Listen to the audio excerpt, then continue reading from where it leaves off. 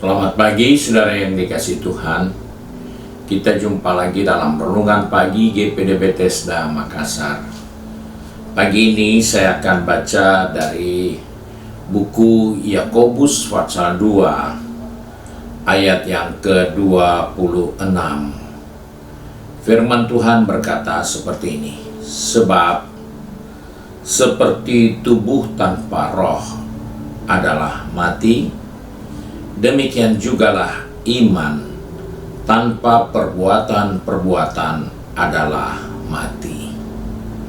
Puji Tuhan, kita patut bersyukur kepada Tuhan karena kembali kita diingatkan tentang betapa penting iman di dalam kehidupan kita sebagai orang percaya. Iman yang diingatkan di sini adalah sesuatu yang tidak bisa dipisahkan dari iman dan perbuatan. Jadi iman di sini tidak bisa terpisah dari perbuatan-perbuatan benar kita. Karena kalau dia dipisahkan, iman tanpa perbuatan sama seperti tubuh tanpa roh. Hal ini menjadi perhatian khusus yang seringkali Paulus ingatkan kepada orang percaya, bahwa ada usaha-usaha yang kita kerjakan untuk mencapai keselamatan. Di dalam perjanjian lama, manusia berusaha mencapai keselamatan dengan mentaati hukum Taurat. Kita yang hidup di dalam zaman anugerah, kita juga harus berbuat seperti apa yang diingatkan di dalam anugerah Tuhan supaya kita ini selamat. Bahwa dalam hal ini kita sama dengan orang yang ingin berhasil, maka dia harus bekerja. Orang yang ingin sukses dalam usahanya, dia harus berbisnis. Tidak ada pilihan lain. Kita bisa sukses karena kita bekerja.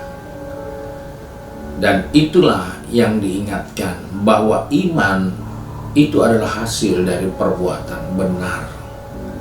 Iman itu adalah hasil dari pengertian yang kita terima dari firman Tuhan. Ketika kita mengerti, maka kita harus lakukan supaya itu menjadi iman yang jelas hidup dalam diri kita.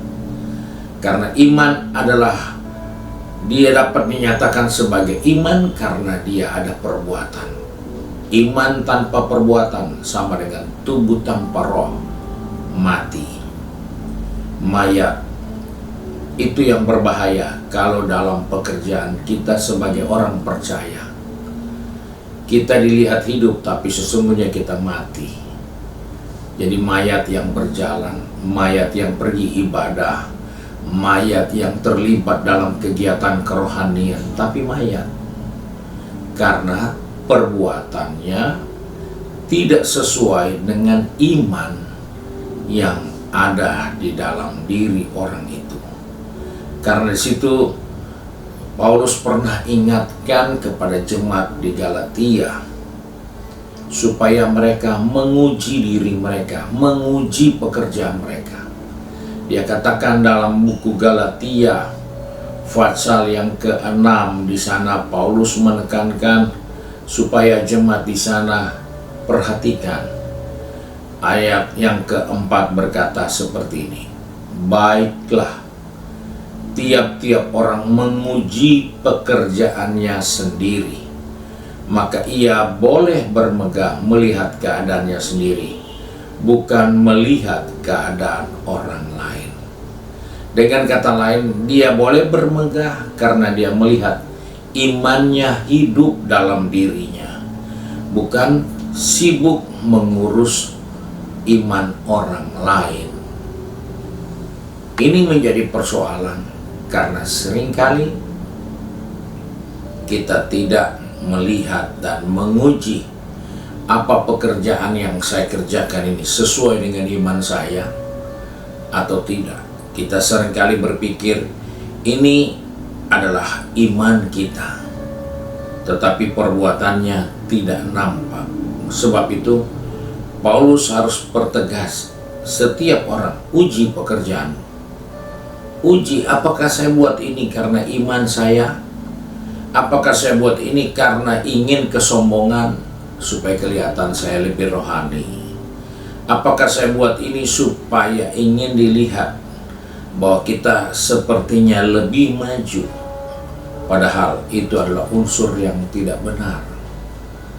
Karena perbuatan yang kita kerjakan itu adalah ukuran iman yang kita miliki. Kita harus bekerja sesuai ukuran iman, karena itu tanggung jawab kita. Dan itulah yang diingatkan, bahwa kita harus uji pekerjaan kita.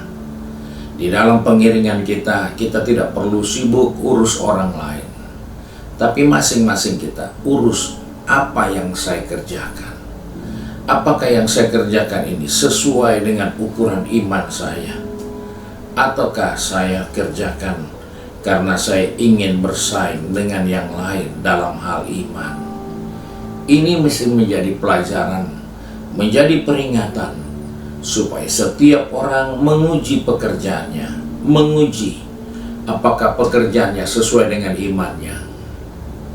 Karena jika tidak menguji pekerjaan kita, sama tubuh tanpa roh mati. Iman tanpa pekerjaan, tanpa perbuatan, itu mati. Dan kita harus kerjakan apa yang kita punya iman untuk kita kerjakan. Bukan iman orang lain yang kita mau kerjakan, tapi iman kita yang kita kerjakan. Inilah nasihat firman Tuhan untuk kita hari ini, supaya setiap orang percaya ingat bahwa tubuh tanpa roh adalah mati. Iman tanpa perbuatan itu juga mati.